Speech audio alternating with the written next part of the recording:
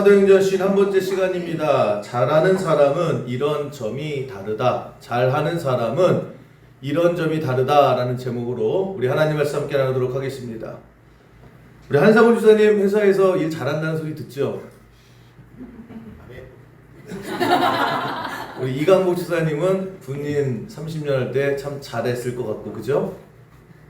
우리 이소연 집사님 잘할 것 같고, 저는 항상 우리 수영교회의 여러분들이 어느 자리에서 무엇을 하든지 잘한다는 소리, 꼭 있어야 된다는 소리 듣고 살기를 간절히 기도합니다. 네. 그러면 좋잖아요. 기여하는 거 잘한다는 소리 듣고 칭찬 듣고 또 인정받고 그러기를 매일 기도합니다. 보면 일 잘하는 사람이 있습니다. 똑같은 일을 해도 일 잘합니다. 시원시원하게 하고, 또 특별히 어떠한 상황 속에서도 또 어떠한 일이 주어져도 해내고야 마는 그런 사람이 있습니다. 그래서 뭘 맡겨도 안심이고 해낼 것 같은 거예요. 그리고 잘합니다.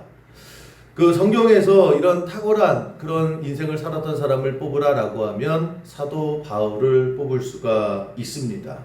사도 바울 마음속에 복음 전파에 대한 소망이 있었지요.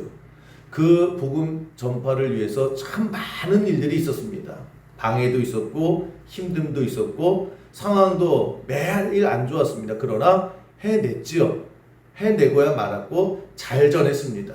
저는 이 사도 바울의 이 모습을 통해서, 오늘도 본문을 통해서 우리 예배하는 여러분들이 여러분의 삶의 각자의 자리에서 이 사도 바울처럼 열매가 있고 또 해내고 또 잘하는 그런 인생 살기를 주님의 이름으로 간절히 축원합니다.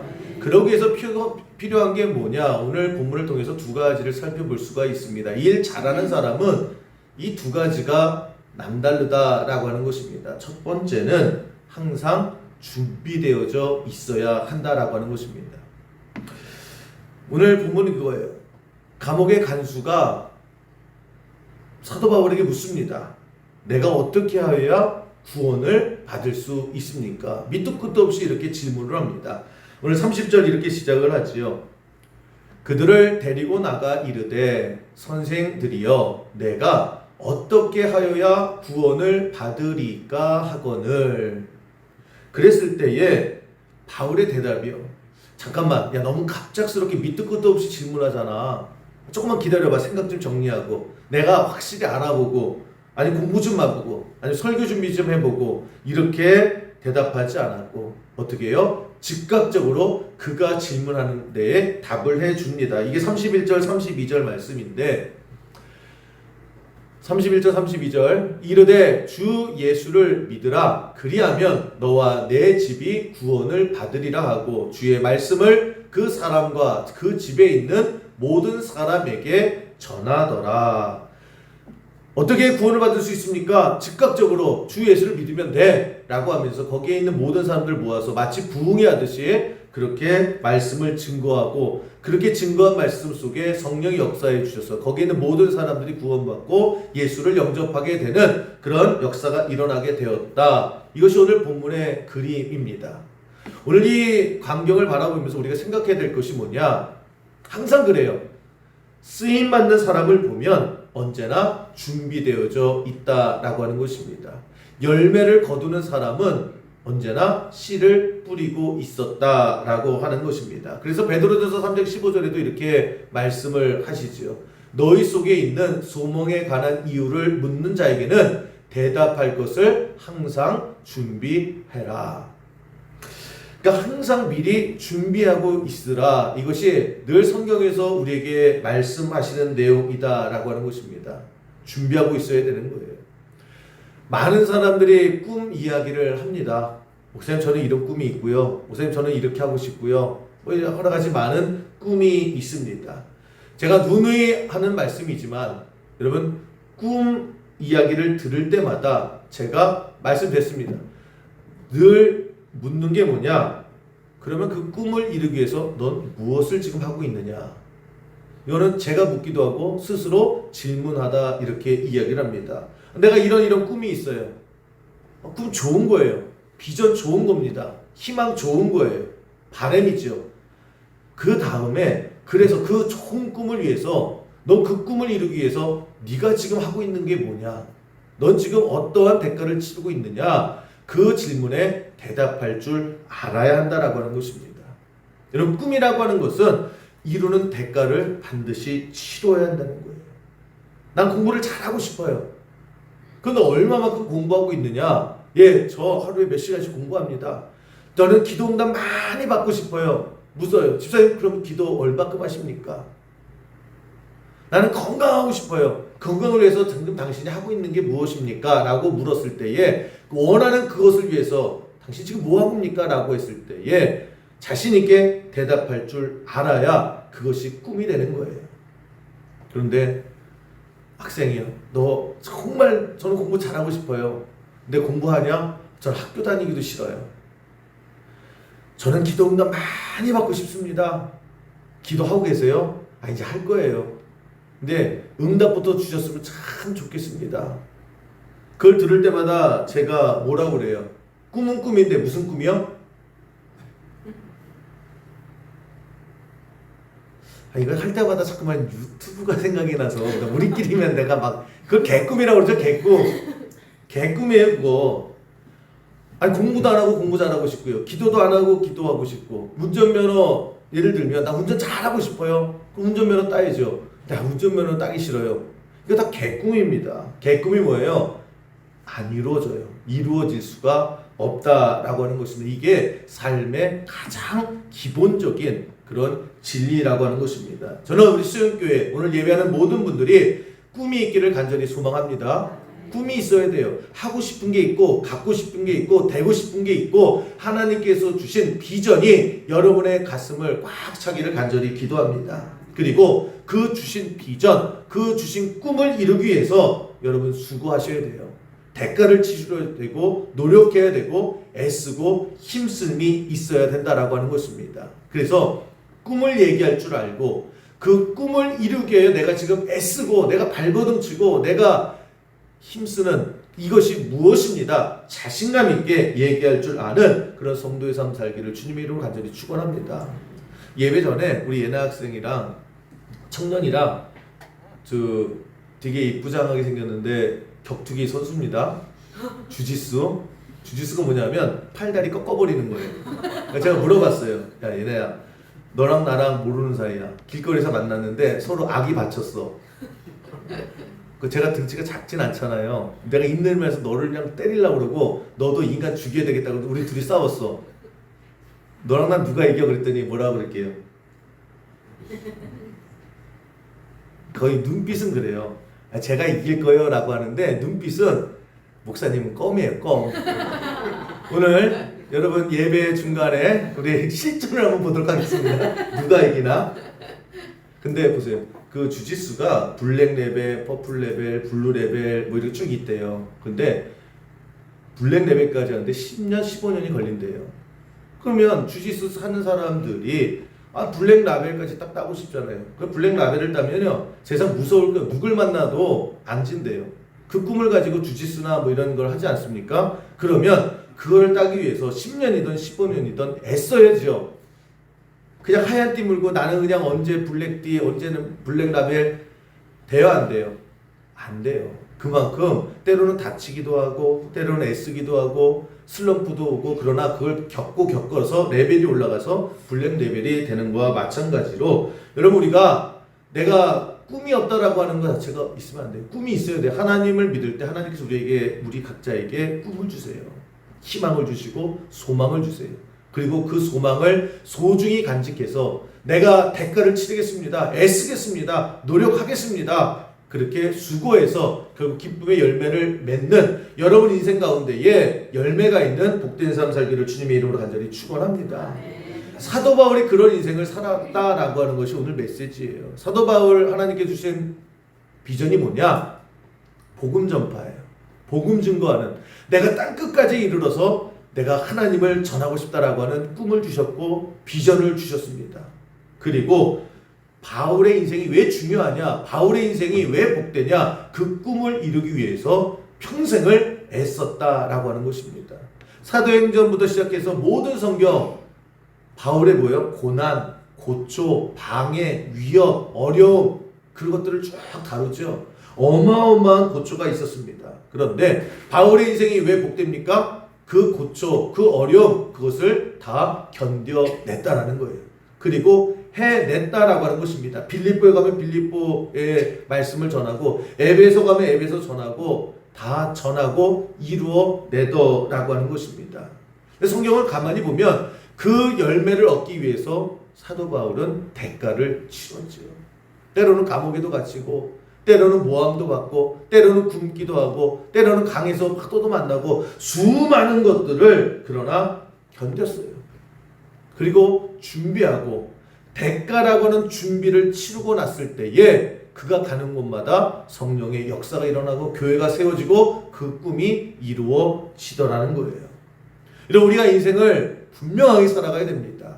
여러분이 대가를 치르지 않는 것은 절대 열매를 맺을 수 없어요. 하나님께서 여러분 인생 가운데에 밭을 주셔서 옥토를 주셨어요. 거기에 심어야죠. 심었을 때에 거기에 옥수수도 나고 오이도 나고 사과도 나고 다 나는 거 아닙니까? 그런데 팔짱 끼고 저기에 옥수수 났으면 좋겠다. 야 저기에 산삼도 났으면 좋겠고 저기에 쌀도 났으면 좋겠다. 그런데 가만히 팔짱 끼고 있으면 잡초만 무성하지요. 여러분 인생 가운데에 사는 것이 만만치가 않습니다. 애써야 되는 거예요. 수고하는 것이고 또 힘듭니다. 그러나 그 힘들고 애쓰고 노력하는 것들이 결국 헛되지 아니하고 그런 준비 하나하나가 쌓여서 하나님께서 여러분에게 주신 그 비전들, 그 꿈이 반드시 하나님의 은혜와 능력 가운데 합쳐져서 꿈을 이루게 되는 은혜가 임하게 될 줄로 믿습니다. 근데 우리가 늘 시험에 드는 게 뭐냐면 준비하다가 지쳐요. 아닌가 보다. 평생을 준비하다가 끝나나 보다. 그 절망하게 되고 그 2004년도에 그 브레던 그레함이라고 하는 분이 찬양을 하나 줬습니다. 날 세우시네. 그 You Raise Me Up. 그 제가 일부 예배 때 이거를 부르다가 실패했거든요. 제가 가만히 생각해보니까 여러분이 말씀이 막 은혜를 받다가 제가 노래만 하면 그냥 이게 와장창 깨지는 것 같은 거예요. 해요? 이상하게 한번 실패하면 또 해야 되는데 이게 삑사리가 나서 잘 못하겠는데 김상우 집사님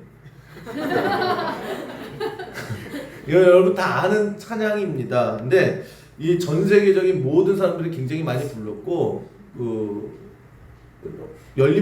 열린음악회인가요? 여기서도 되게 많은 가수들이 불렀던 그런 찬양입니다. 이 찬양 가운데에 가장 은혜롭고 가장 잘 부른 게 조시 그로번이라고 하는 가수의 찬양이에요. 이 조시 그로번이 불러서 전 세계적으로 이제 히트를 치게 됐는데 이 조시 그로번이라는 가수는 로스앤젤레스에서 태어났습니다. 그런데 그 아버지가 유태인이에요. 그리고 어머니는 노르웨이 사람입니다. 노르웨이 사람이 두 사람이 결혼했는데 그래도 아버지가 이 어머니를 너무나 사랑한 거예요. 그래서 노르웨이에서 개신교 신자였습니다. 그래서 미국에 왔는데 이제 아버지가 어머니 이 개신교 신앙을 따른 거예요. 그래서 이 가정이 기독교 신앙에서 시작을 했습니다. 자연히 조시 그로번도 이제 교회 다니고 교회 학교에서 신앙생활을 했지요. 그래서 이제 말씀 양육도 받았고 그 다음에 이 다녔던 교회가 그 어린이 찬양단이 있었다는 거예요. 우리 교회도 마찬가지죠. 초등학교 때부터 아이가 이제 기타도 뭐 드럼도 피아노도 이제 접할 기회가 많았대요. 근데 유독 노래를 잘해서 이제 싱어를 했답니다. 그러면서 초등학교 때부터 중학교, 고등학교 때까지 늘 음악과 함께 한 거예요. 그래서 고등학교 때 이제 밴드를 시작을 했답니다. 그리고 고등학교 졸업하고 나서 진로를 결정할 때 그래도 노래 쪽으로 해야 되겠다, 가수 해야 되겠다 라고 해서 성인이 돼서 본격적으로 음악을 시작을 하고 가수의 길을 걸었다라는 거예요. 근데 미국이나 한국이나 마찬가지죠. 가수로 성공하는 게 그렇게 쉽지 않죠. 그래서 무명 가수 세월을 굉장히 오래 그렇게 지냈답니다. 그래서 먹고 살아야 되니까 이것저것 해서 뭐 코러스 같은 걸 많이 했대요. 가수들이 부르면 뒤에서 이제 배경음 해주는 코러스를 많이 했는데 그럼에도 불구하고 정말 오랜 동안에 계속해서 연습하고 준비했대요. 언젠가 내가 사람들 앞에서 노래 부르게 되는 그날 잘 불러야지. 그러면서 십수년의 세월을요 그렇게 열심히 노래 연습을 했대요. 그런데 기회가 전혀 오지 않는 거예요. 그래서 그냥 간간히 들려오는 코러스 그거로 그냥 해서 하루하루 먹고 살아가는 그런 세월을 보내고 있다가 어느 날 오페라의 코러스 요청이 왔답니다. 그래서 이제 그거 하기로 갔대요. 근데 그 오페라의 주인공이 누구냐면 그 맹인 가수 안드레아 보첼리 있죠. 이 사람이 오페라의 주인공이었답니다. 그런데 이제 6시인가 7시에 공연이 시작이 되고 이제 2시부터 리허설을 하잖아요. 그런데 연락이 왔다라는 거예요. 비행기를 타고 오는데 비행기가 계속 연착이 돼서 6시까지도 올지 모를지 모르겠다. 그래서 관객들은 표를 다 팔고 이제 막을 올려야 되는데 주인공이 없으면 이거 뭐 어떻게 할 방법이 없잖아요. 그래서 이제 감독이며 관계자들이 되게 난감해하고 있었습니다. 그래서 야 우리 연습이라도 리허설이라도 좀 맞춰봐야지 라고 하는데 주인공이 빠진 리허설이 안 되잖아요. 그래서 거기 감독이 마이크 들고 물었답니다. 혹시 이거 주인공 그 보첼리 역할 대신 해줄 수 있는 사람 없냐고. 당연히 없죠. 왜냐하면 오페라의 주인공은 그 분량이 80%입니다. 그거를 그 주인공의 대사며 그 주인공의 노래를 누가 다 알아요. 그래서 되게 난감해하고 있을 때 그때 조시 그루번이 살짝 손들었대요. 제가 가사는 좀 알고 노래는 좀 다 아는데요. 그러니까 오라고 지금 찬밥 더운밥 가리게 생겼냐고. 그래서 마이크 잡고 읽어도 되니까 하라고. 그래서 이 조시 그루번이 이 주인공의 역할을 연습을 대신 했답니다. 그런데 노래 한 구절 듣고 사람들이 다 나가 떨어졌다는 거예요. 쟤 누구야? 왜 이렇게 노래를 잘해? 라고 하면서 더 중요한 거, 이 주인공의 노래들을 다 외우고 있었다라는 거예요. 그러니까 이 리허설이 되게 잘 됐겠죠. 그래서 감독이 부르더랍니다. 연습이 다 끝난 다음에 혹시 이 안드레아 보첼리가 못 올 수도 있단다. 그러면 네가 오늘 공연 네가 서. 그러면서 분장을 시키더라는 거예요. 기회가 왔죠. 그 내심, 야 이렇게 기회가 오는구나.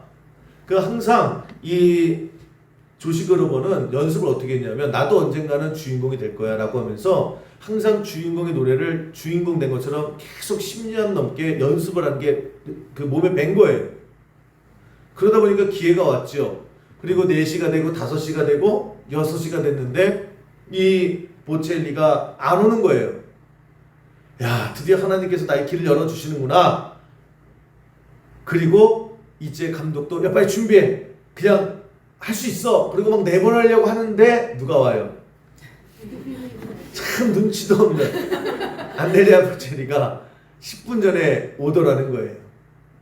막 분장하고 그래서 그 보첼리가 그 오페라를 끝냈대요. 아쉽죠?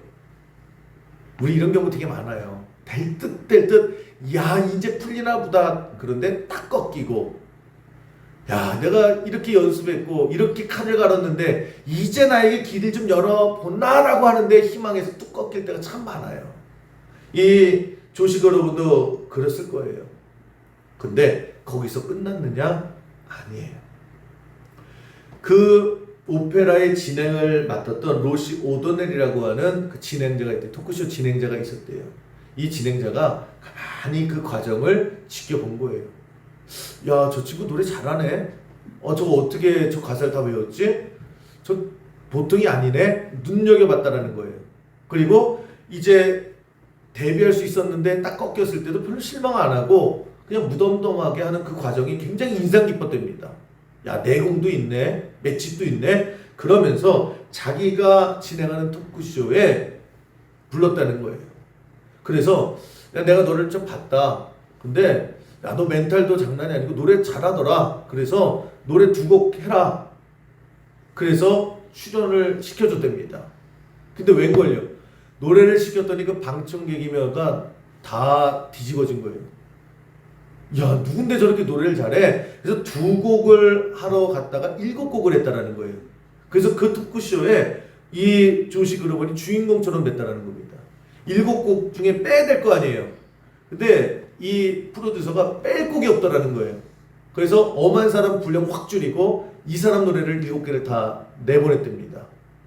그랬더니 이 사람이 그때 소위 말하는 대박이 터진 거예요. 누군데? 누가 이렇게 노래를 잘해? 라고 하면서 이제 알려지기 시작을 했대요. 그러면서 인지도가 쌓이다가 이제 You raise me up. 하나님이 날 세우시네. 아, 이거 또 이렇게 하고 싶은데. 지금 여러분 계속해서 막 은혜 받다가 제가 여기서 You raise me up 하면 이제 와장창 깨지는 거예요. 하여튼 그게 터져가지고요. 찬양임에도 불구하고 전 세계적인 그런 스타가 되는 계기가 쫙 됐다라고 하는 인생 스토리가 있어요. 저는 이 조시 그러본을 보면서 이런 생각을 해요. 야, 이 사람이 준비했으니까 칼을 갈고 있었으니까 어느 순간 기회가 오는구나. 기회가 오구나. 바꿔 말하면요. 기회가 왔을 때 그 칼을 쓸 수 있었구나. 그럼 많은 사람들이 그런 얘기를 해요. 나는 기회가 안 오던데요. 기회가 안 오는 게 아니라요. 기회가 올 줄도 모르고 지나칠 때가 많아요. 만약 조식으로 보니 그때 내가 주인공 노래를 모르다라고 하면 그 소리가 들렸을까요? 누가 주인공 대신할 수 있는 사람, 주인공 가사 외울 수 있는 사람, 이 얘기가요. 나랑 상관이 없으니까 안 들렸을 거라고요. 근데 준비되어져 있으니까 그 얘기가 나에게 들리는 거예요. 꼭 그렇습니다. 준비가 안 돼 있는 게 훨씬 더 많다라고 하는 거예요. 제가 목회를 하다 보면 성도님도 그렇고 교회도 마찬가지예요. 교회도 똑같습니다. 그 교회가 준비가 되어져 있으면 반드시 하나님께서 사용하시더라는 거예요. 사람이고 교회고 마찬가지예요. 여러분 우리 바울의 인생이 그렇죠. 보세요. 복음을 전하는 게 꿈이었어요. 그것을 위해서 애쓰고 힘썼어요. 그리고 준비되어 있으니까 질문이 왔을 때 대답하지요. 그냥 나는 복음 전파하는데 복음이 뭔지를 몰라요. 복음에 대해서 전파하고 싶은데 복음에 대해서 준비가 안 돼 있어요. 그러면 도대체 내가 어떻게 구원을 받을 수 있습니까? 라고 했을 때 내가 성경 좀 찾아보고 그게 아니죠. 이미 준비되어 있으니까 즉각적인 답이 나오고 그 즉각적인 답을 통해서 거기 있던 사람들이 다 변화되고 그 변화된 사람을 통해서 사도행전의 역사가 시작되더라는 거예요. 저는 우리 여러분의 삶의 자리에서 정말 잘하는 여러분 되기를 간절히 축원합니다. 잘하려면 어떻게 돼요? 많이 해야 돼요. 더 해야 돼요. 애써야 되고 수고해야 돼요. 그게 준비예요. 그 준비된 것을 가지고 하나님 앞에 잘 쓰임받는 그런 기회를 붙잡을 줄 아는 기회가 왔을 때에 그 기회의 소리가 들려지는 그런 복된 삶 되기를 주님의 이름으로 간절히 축원합니다. 또 하나는 마음이에요. 뜨거운 마음. 뜨거운 마음. 여러분 우리가 많은 사람들이 착각하는 게 뭐냐면 이런 마음이 보여요 안 보여요? 보여요 안 보여요? 안 보여요? 저는 보여요. 여러분의 마음이.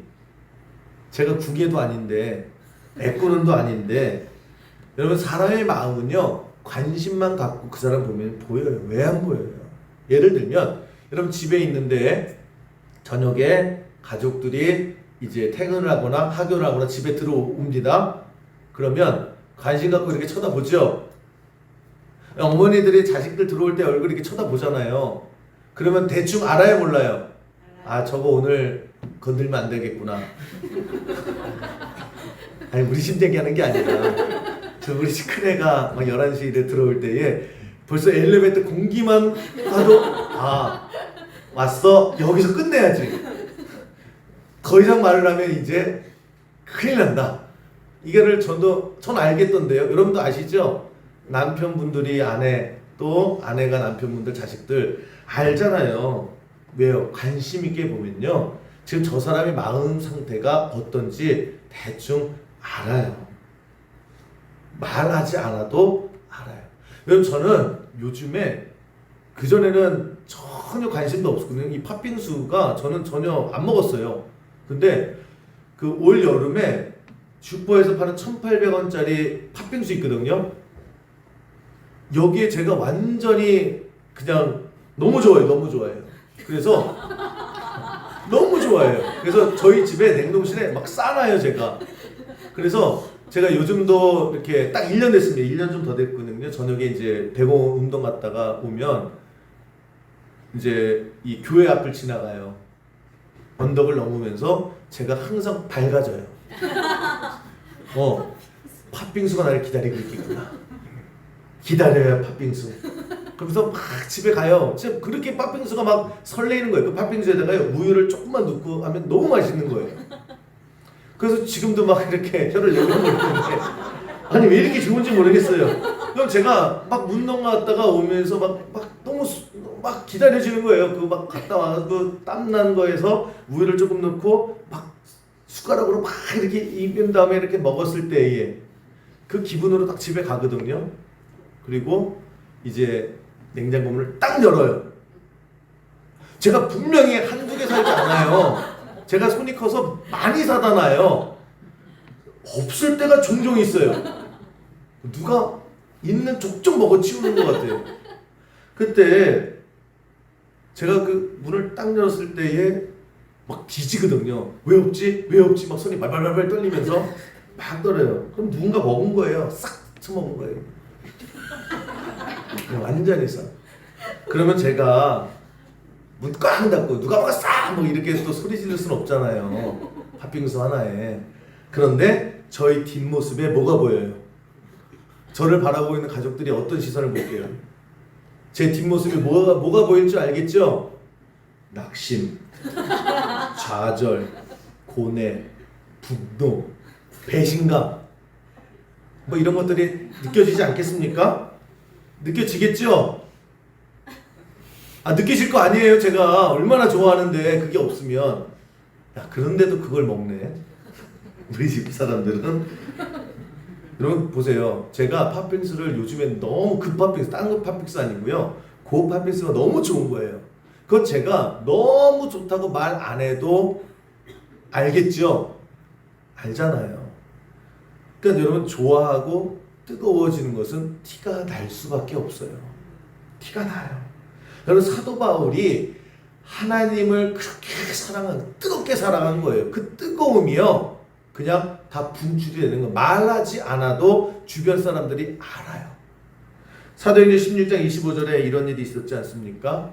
한밤중에 바울과 실라가 기도하고 하나님을 찬송하며 죄수들이 듣더라. 실컷 어디가 터져 들어왔어요. 수갑 차고 그랬는데 감옥에 방에 싹 집어넣었더니 웬걸요? 이 바울과 실라가 기도하고 찬송을 하는데 흥얼흥얼거리는 그런 찬송을 하는 거예요. 그 죄수들이 옆방에 있던 사람들이 뭐 도대체 왜 저래? 그리고 저 듣더라가 헬라어로 경청하다예요. 도대체 왜 저러나 관심을 가지고 귀 기울여 듣더라는 거예요. 그러면 그러면서 사람들이 바울의 마음을 받더라는 거예요. 야, 진짜 저 사람은 자기가 믿는 저 하나님을 진짜 저렇게까지 사랑하나 봐. 그것을 봤다는 거예요. 그 마음이 복음 전파가 되더라고 하는 것입니다. 그 뜨거움이요. 말하지 않아도. 여러분 우리 이 땅을 살아가면서 우리 마음 속에 한번 이 사도 바울의 이 모습 속에 우리를 한번 비교해 보면 여러분 예수님이 여러분의 마음에 여러분의 인생의 주인으로 계시는지 아니면 예수를 믿는다라고 하는데 여전히 여러분 마음의 저 구석에 저 변두리에 있는지 누가 봐요? 사람들이 보면 알아요. 정말 내가 하나님을 사랑하고 정말 내가 하나님을 뜨겁게 열정적으로 하면 여러분 사람들이 내 모습을 보게 되어 있어요. 말하지 않아도요. 사람들이 내 모습을 통해서 내 마음을 보게 되어 있다라고 하는 것입니다. 주변 사람들이요 교회 관심 없지요. 주변 사람들이요 교회 오라고 해도 안 오지요. 그러는데 이 주변 이 수연마을 사람들 아니면 여러분 주변 사람들이 이 교회에 관심이 없는 것처럼 보이고 교회에 올 생각이 없는 것처럼 보여도요 수연교회가 살아있는 교회인지 죽어있는 교회인지는 알아요. 그래서 정말 뜨겁고 우리는 모르는데 하여튼 저 교회에 뭔가 있다. 뭔가 살아있다. 그 뜨거움이 있을 때요. 그 뜨거움이 드러나는 거예요. 생명이 있으면 생명이 드러나는 거예요. 저는 우리 수영교회가 또 수영교회에서 신앙생활하는 여러분들이 그 하나님에 대한 뜨거움이 보여지는 그런 인생 되기를 주님의 이름으로 간절히 축원합니다. 뜨거움을 보여주는 거예요. 도대체 여러분 가족이 여러분을 어떻게 바라보고 있을까? 여러분, 저는 중국이라는 나라가 참 안타까워요. 아니, 그렇게 많은 사람이 그 좋은 나라, 얼마든지 더 좋을 수 있는데 참 인기 없는 나라가 중국이다 이렇게 얘기를 하죠. 그러니까 그 세계 사람들에게 이미지, 국가 이미지, 국민 이미지 했을 때에 이 중국은 맨 바닥권이에요. 그러니까 중국 사람 그러면 별로 이렇게 인정을 안 해요. 중국 그러면 그렇게 좋은 나라다 그런 이미지가 세상 사람들에게 그렇게 씌워져 있습니다. 근데 제가 그게 이해가 가는 게 그래요. 축구 같은 거 할 때 보면 그렇습니다. 그러면 중국 축구를 침대 축구라 이렇게 얘기해요. 침대 축구. 이게 무슨 말이냐면 자기네들이 질 때는요 죽기 살기로 달려들어요. 그러다가 1대0으로 이기기 시작을 하면요 그 다음부터 어떻게 해요? 그냥 공 오는 즉시 뻥뻥 내질러요. 시간 가라고. 그리고 공이 오면 상대방이 오면 무조건 다 그냥 쓰러져요. 아니 분명히 어깨를 쓰셨는데 무릎을 잡고 아파 죽겠다고 그러고. 그래서 사람들이 보다 못해 그거 침대 축구 아니냐, 공만 오면 들어 눕냐 그러면서 인상을 쓰잖아요. 제가 월드컵 때 막 월드컵 예선전 할 때 그렇게 많이들 하더라고요. 그거 보면서 참 안타깝기도 하고 한심하기도 한 거예요. 아니 그 월드컵 예선전 같은 거 보면 그 전 세계 사람들이 관심 있게 보지 않습니까? 그러면 우리나라는 태극마크를 달고 중국 사람들은 중국 국기를 달고 국가를 대표해서 뛰잖아요. 그러면 그 축구 선수를 통해서 그 나라를 보게 되잖아요. 아, 축구 경기 이기는 거 좋지요. 그런데 이 축구라고 하는 걸 통해서 자기 나라의 이미지를 보여주는 거 아닙니까? 그 보여줄 때에 이기면 좋지만 지더라도 야, 저 멋있네. 야, 저 중국 선수들 멋있네. 저 페어플레이 하네. 그랬으면 중국이라고 하는 자기 나라의 인상이 좋아지는 거잖아요. 그거를 기회로 삼을 수 있지 않습니까? 말만 들어 누워요. 항마다 이러고 그래서 이기면 뭐 할 거예요? 보여지는 게 인상 쓰게 되면, 보여지는 게 실망스러우면 여러분 그거는 지혜로운 게 아니다라는 거예요. 옛날에 그 씨름이 되게 인기 많지 않았습니까? 그 씨름 1대, 2대 천하장사가 이만기 씨예요. 여러분 3대 천하장사가 누군지 아십니까? 3대는 잘 몰라요. 장지영 선수라고 있습니다. 장지영 선수. 말해도 모르고요. 매스컴에도 잘 안 나와요. 근데 3대 천하장사했어요. 그런데 이 선수의 주특기가 뭐냐? 뭐 어떤 선수는 후려치기고 어떤 선수는 뭐 들배지기고 뭐 이런데 이 장지영 선수의 주특기는 삿바 싸움이에요. 그래서 연세 드신 분은 아실 건지도 모르겠어요. 삿바 싸움을 기본적으로 10분, 20분은 합니다. 3대 천하장사 할 때에 기록이에요. 한번 나중에 그 영상 있으면 보세요. 한 게임을 하는데 삿바 싸움을 1시간을 합니다. 정확히 57분. 그러니까 완전히 다 요건 좀 반응을 보이시네. 질려버린 거예요. 상대방도 질려버리고 관객도 질려버리고 심판도 질려버리고 나중에 심판 얼굴 한번 보세요. 제발 좀 서라 막 이래요. 그러니까 완전히 진을 빼는 거죠. 그래서 가장 사랑받지 못했던 씨름인이 천하장사가 이 장지현 선수입니다. 안타까워요. 그렇게 해서요 천하장사가 됐어요. 근데 당시에 천하장사가 딱 하고 이기면 뭐 7판 4승인가 5판 3승 딱 이기면 어떻게 해요? 그냥 폭죽이 빵빵빵 터뜨리면서 한복 입은 여자가 에이라 디야 뭐 이러잖아요. 그 에이라 디야도 별로 잘 안 해요. 그리고 참 중요한 거 장충체육관에서 했는데 장충체육관안이 썰렁해요. 박수 쳐주는 사람이 거의 없어요. 오히려 우하고 야유를 해요.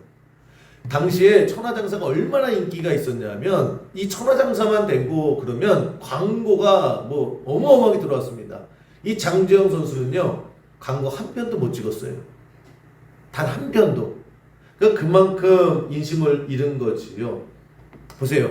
모든 스포츠 경기가 이기고 지는 게 참 중요해요. 그런데 어떤 경기를 어떻게 보여지느냐 이게 중요하잖아요. 어떻게 보여지느냐 이게 참 중요한 겁니다. 이 가슴에 이 사랑, 씨름에 대한 사랑이 막 넘치고 그랬을 때에 그걸 보는 거예요. 여러분, 이 바울이 지금 옥문이 와랑창하고 열렸습니다. 도망가야죠. 왜? 내일 죽을 수도 있으니까. 그런데 안 도망쳐요. 그냥 그 자리를 지켜요. 간수들이 야 이거 제수 도망갔다 그리고 헐레벌떡 왔는데 웬 걸려? 그냥 앉아 있는 거예요. 나 우리 안 도망가 라고 했을 때 그 자신감, 그리고 내가 복음 전하러 왔는데 도망가면 이게 안 되잖아요. 그 메시지, 거기서 사람들이요 본 거예요. 야, 이 사람들이 이거 왜 이럴까?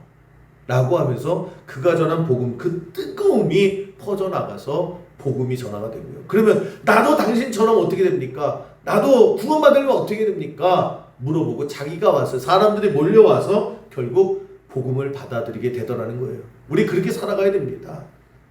우리도 여러분 가족들, 또 여러분의 주변 사람들로부터 정말 한번 가만히 생각해 보세요. 내가 예수를 믿는데, 내가 하나님을 믿는다라고 하는데 여전히 하나님이 그냥 시큰둥해요. 내 인생의 저 변두리 끝에 있는 게 아니라 그 하나님이 내 가슴 속에 중심이 돼서 이런 하나님 사랑하는 뜨거운 마음이 있는 여러분 되기를 주님의 이름으로 간절히 축원합니다. 그렇게 믿어야죠. 도대체 내가 예수 믿는다라고 하는데 나를 보고 사람들이 뭘 볼까요? 뭘 들을까요? 별거 없네 이런 모습이 아니라 뜨거움, 그 신앙의 뜨거움을 회복했을 때 여러분의 삶의 많은 것들이 바뀌게 되고 거기서 엄청난 폭발력의 역사가 일어나게 되고 여러분이 뭘 하든지 성령의 도우심으로 성공하게 되고 빛을 발하게 될 줄로 믿습니다. 잘하는 사람은 애써요. 노력하고 수고해요. 준비해요. 그리고 뜨거움을 가지고 달려듭니다. 우리 모든 수영교회 여러분들이 이 모습으로 거듭나고 또 아름답게 칭찬받는 여러분 인생 가운데 많은 열매를 거두는 은혜가 있기를 주님의 이름으로 간절히 축원합니다.